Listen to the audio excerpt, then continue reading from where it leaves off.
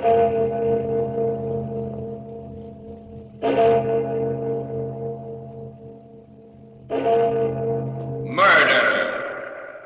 at midnight. No, Betty, no. Don't make me. I say yes. It's got to be. Now and here. She's got to die. Betty. I say yes. Here. I'll hold her arm. All right, Betty, but... No, don't. I don't want to die.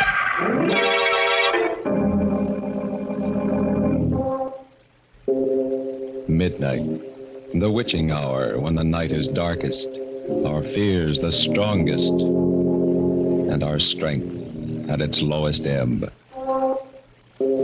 Midnight, when the graves gape open and death strikes. How? You'll learn the answer in just a minute in Nightmare.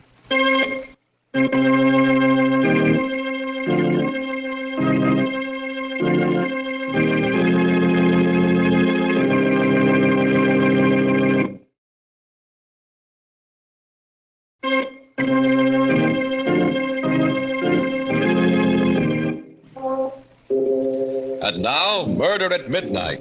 Tales of mystery and terror by radio's Masters of the Macabre. Our story by Joseph Ruskall is one of the most terrifying and fantastic nightmares we've ever heard. Its title, Nightmare.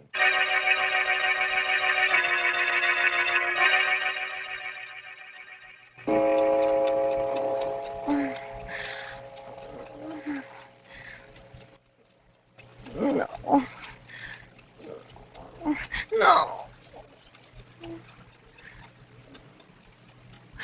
No, don't kill me! Don't kill me!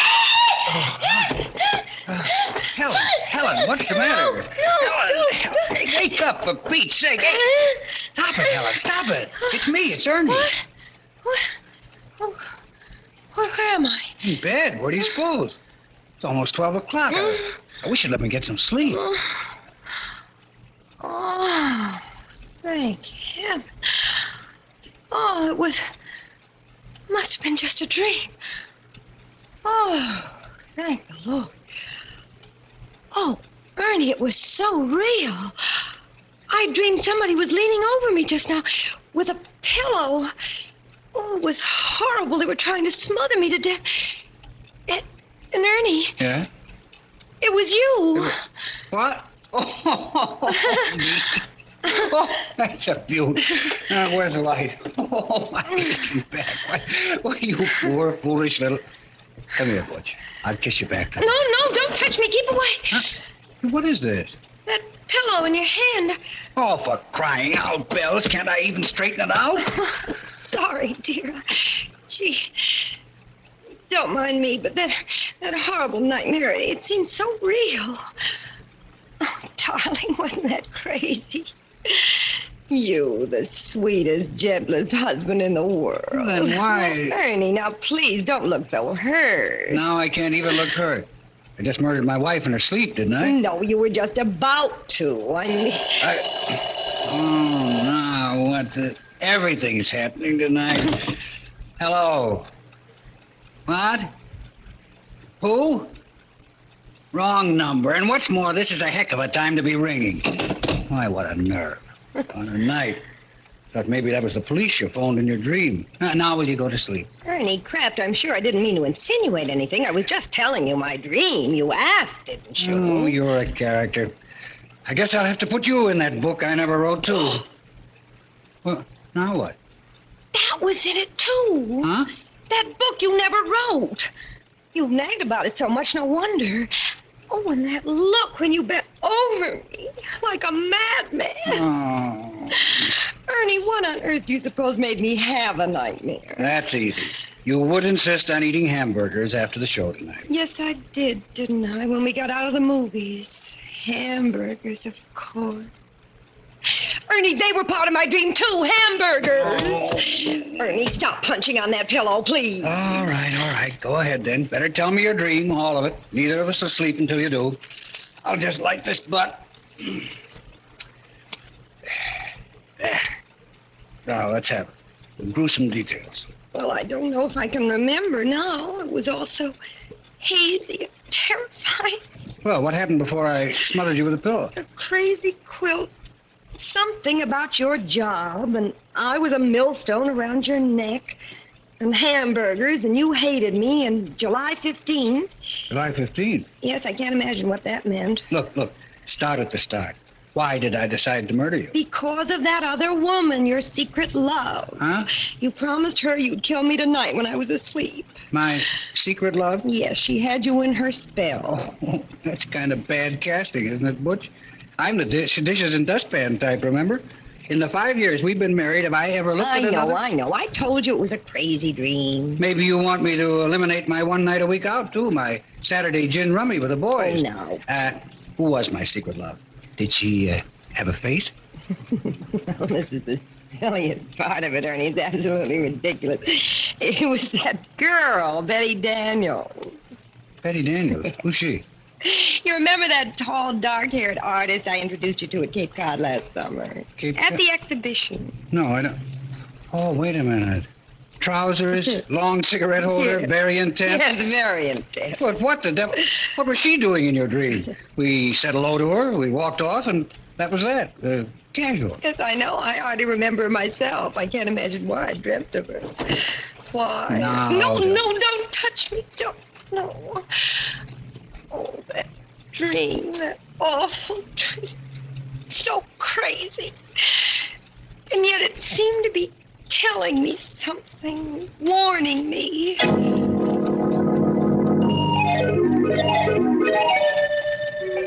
Strange and weird. You know how dreams are. First thing I remember is Provincetown and us looking at the art exhibition just the way we did last summer. Only now the picture was about 10 feet tall and hanging crooked. And then she came along, Betty Daniels. Just the way she did then. Hello, Helen? And I introduced you the same as I did then, only not exactly the same. Like in a dream. You know, silly. Betty Daniels, this is my husband, Ernest. He is very faithful to me. How do you do? How do you do? We've never met. That's a marvelous Goya painting, Helen, don't you think? Or do you prefer hamburgers? Well, My wife prefers hamburgers, Miss Daniels. Oh, I didn't know. only after a movie, though. Anyway, I'm sure I can't tell one painting from another. My husband's the art lover in the family, I guess. And I just tag along for the fish. Only I don't like fish. I like hamburgers. I know. You don't wear trousers like I do. You're fluffy. Betty and I met on the beach, Ernie. She's a painter. Our rowboats got tangled. That's how we met. Yes, it was all very casual. I hardly remember. Well. Ernie and I are going back to New York today. Isn't that a shame? I wish you two wouldn't stare at each other so. Well, we better run along, Helen. Lots of packing to do. Ernie has got to get back to his silly old job. He's a reporter. A reporter? Shouldn't he write a book he never wrote? Well, imagine. That's what he always says. Well, goodbye. I'm wondering why I'm thinking of you now. Goodbye.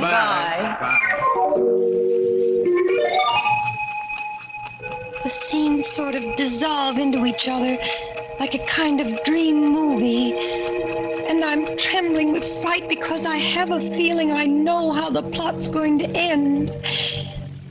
The next thing I remember, Ernie, I'm in a penthouse apartment on Park Avenue. Everything zigzag, even the butler. And I'm the maid, Helen, there. And what I'm doing is turning pages for Betty Daniels while she plays the piano. For you, Ernie. Isn't that crazy? Neither of you hardly noticed me at all. And I keep trying to open my mouth. Like that. But it's stuck. And I'm absolutely frozen at what I overhear. Darling. Yes, Butch. Love our loveness. Out of this world. This is heaven.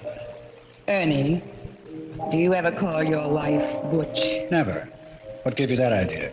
I hate the very sight of her. She's really a little ignoramus. You're telling me she prefers hamburgers. Ernie, do you think she suspects yet? Of course not. She thinks I'm at a gin rummy game. Darling, you're blind, but she's not. She knows. She knows? How'd she find out? You may go, Helen. Helen, do you hear me? Why don't you go? Answer me. Have you lost your tongue?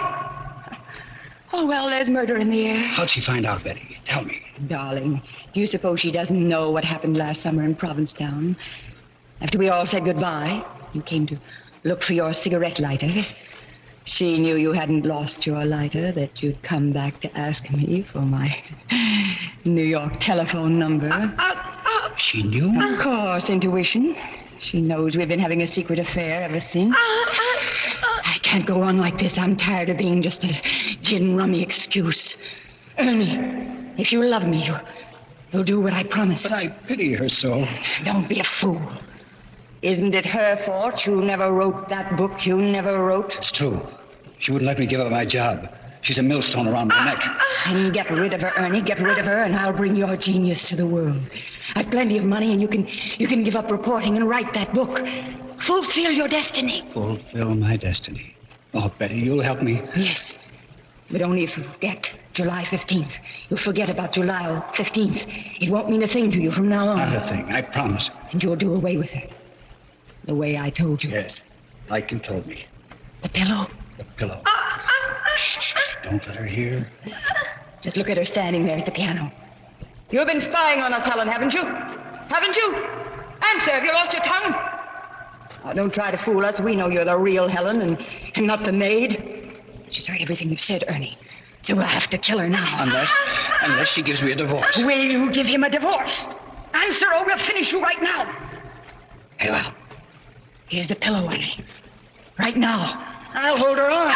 Answer, Helen. Don't make me do it. Answer, Helen. I pity you, but I hate you. You let her cry. Look at her. Stricken dumb. Her mouth's moving, but she's not saying anything. What are you trying to say?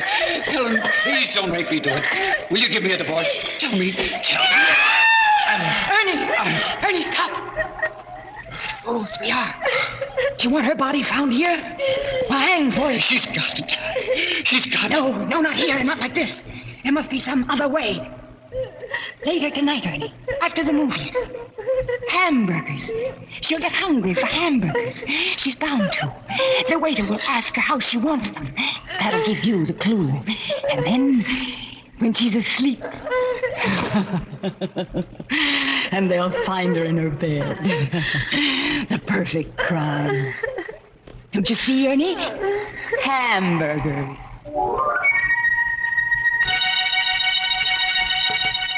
A frightened girl reliving a dream that was more terrible than any reality. A dream that could even become more terrible as the clock on the mantel ticks on and the hands draw closer to 12 o'clock and... Murder at midnight.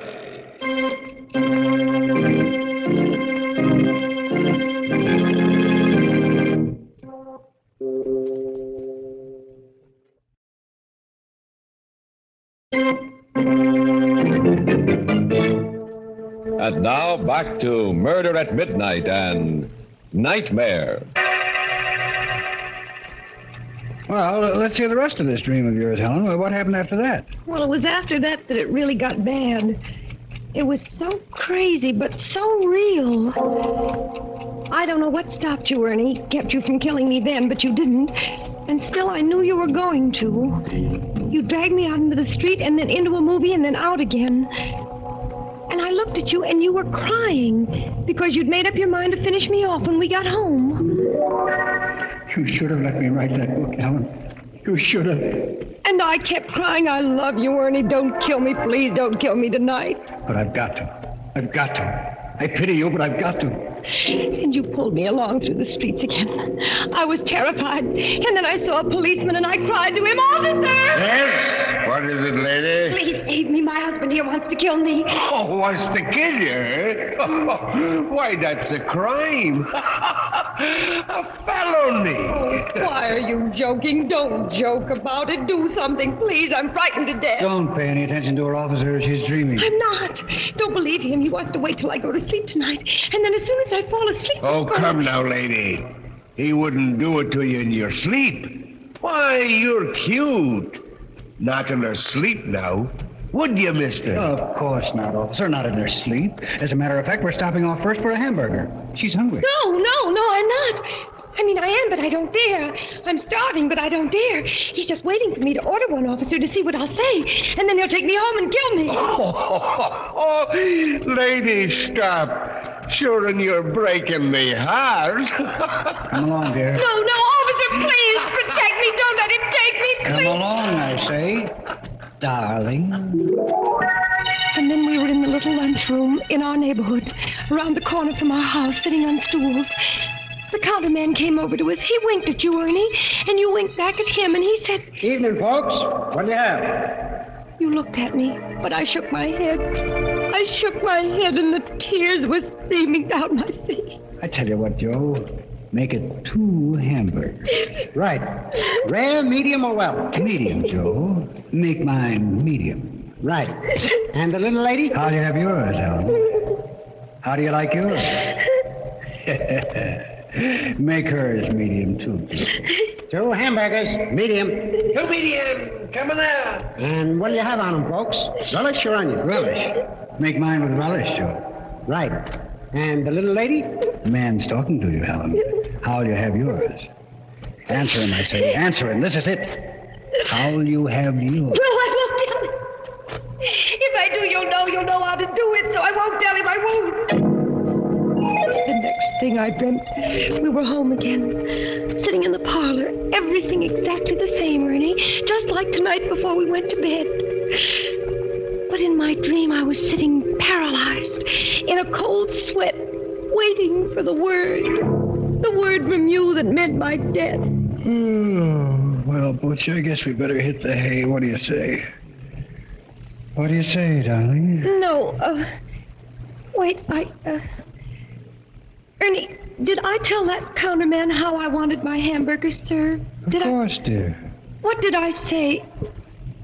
I can't seem to remember. Oh, I forget to come along to bed. No, I don't want to go to bed yet. Please don't make me go to bed. I'm scared. Helen. Come to bed, darling. Like a good little girl. We went to bed. And then you said... And now, lights out, eh? I tried to think of everything I knew to keep awake. I wondered whether I ought to count to 100 or whether counting would put me to sleep. I tried not to count, but I felt myself getting sleepier and sleepier. Asleep, honey? I heard, but I pretended not to. I fought to keep my eyes open. I knew I would die if I closed them. Asleep, Butch? I didn't answer. I couldn't if I wanted to. I was so scared. And then pretty soon I heard you stirring ever so quietly. And in a moment you were leaning over me.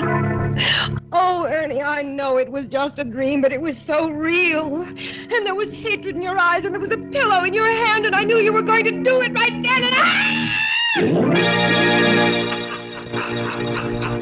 Oh, that's a beaut, that's a honey. Oh, my aching back. Darling, when you have a nightmare, you sure do it up golden brown and creepy. Wasn't it crazy? Oh, darling, wasn't it mad? Oh, wait till I tell it around the office tomorrow. Oh, this is too good, kid. But, Ernie, how does a person have a horrible dream like that? What does it mean? Oh, it's a cinch. I'll interpret it for you, and without a dream book, You too. will? Well, go on then, Ernie. Tell me. Okay, then here it is. First of all, a dream always means the opposite, right? You ever hear that? Yes, I have. That's right. It does. Which means I must love you simply awful. Granted? Granted, silly. But goodness, what about the rest of it? Easiest thing in the world. Darling, where'd we go tonight? To a movie? What kind of a movie? It was a murder story. Gee, that's right. Do you think that was... Now, don't interrupt, Butch. Who was starring in the movie? Betty Davis? Repeat the first name. Betty. And the villainess in the dream, my secret love, the girl we met last summer, was also Betty. Betty Daniels. Oh! Well, that gave you Betty on the brain when you went to sleep tonight, and movies and murder, and those hamburgers you did stop to eat after the show wrapped up the whole sequence. And no wonder. They're still lying on my stomach, too. Well, what was the pillow doing in it? Sweetness and light, what were you talking about early this evening? That chore you intend to get after someday?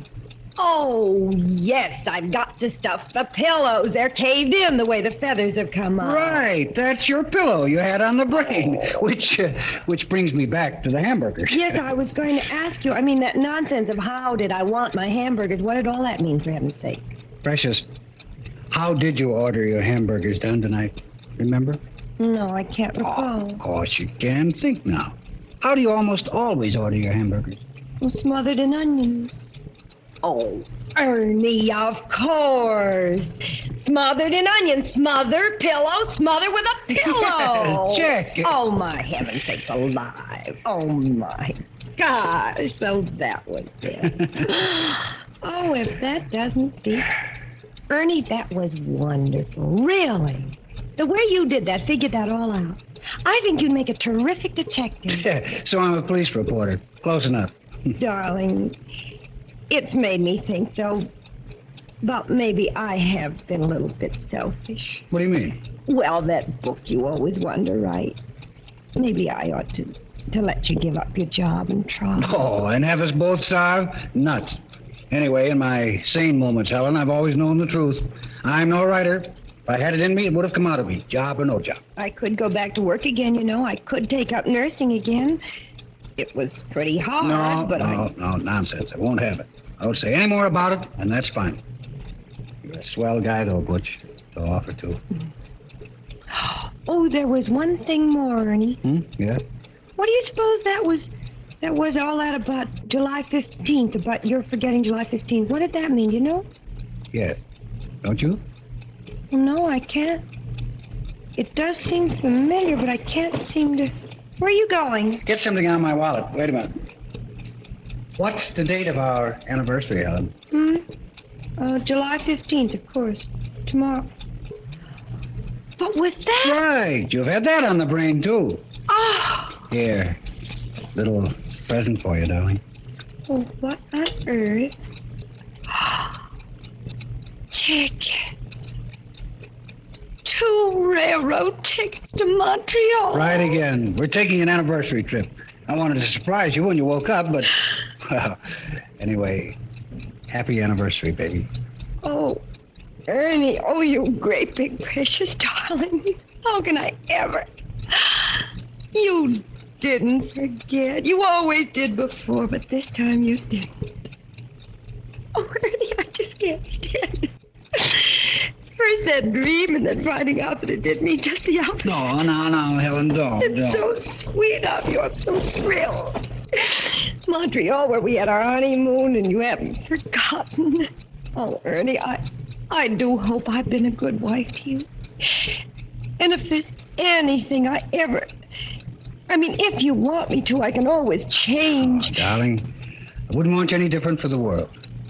I want you to stay just the same sweet little girl I married. And now, let's get some shut-eye, huh? Lights out? All right. But I'm going to put the tickets right here under the pillow. And have a happy dream for a change. Good night, Butch. You haven't kissed me?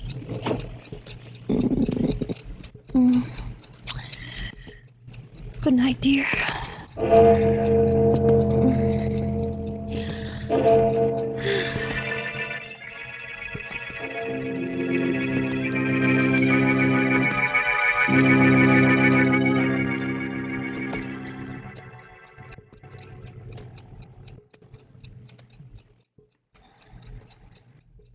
Asleep, darling.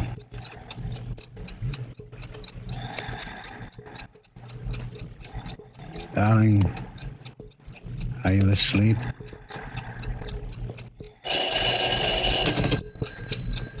Hello?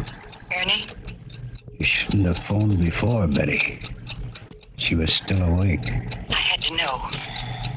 Is it done? Not yet. You got the tickets? Yes, It has to be tonight. You promised. I know. Is she asleep now? Yes. Just gone off. Then what are you waiting for? Nothing. I'll do it now. Right now. As soon as I hang up. Putting down the phone, Ernie turns and picks the pillow off his bed. finishes striking 12. Murder at midnight.